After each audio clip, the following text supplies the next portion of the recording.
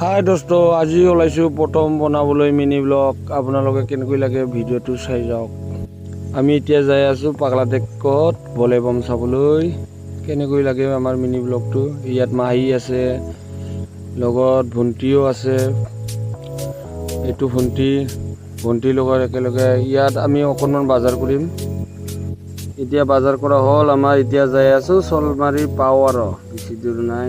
এইটো হ'ল অভাৰব্ৰিজ। কি মজা লাগে অভাৰব্ৰিজত, কি ধুনীয়া সৰুৱাই ৰাস্তা, কি বঢ়িয়া লাগে না ভাই। কি কোনে বঢ়িয়া লাগে আপোনালোকে দুই চাইডে দিয়ে দুইটা গাড়ী যায়। আমি চলমাৰী পাৰ হৈ আহিলোঁ।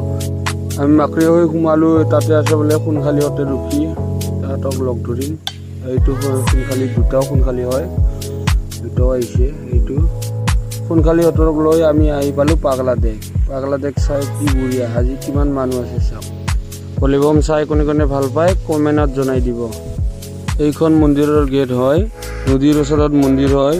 ইফালে নামাকাটি জালে পাব মন্দিৰটো, এদি জালে পাব মন্দিৰ।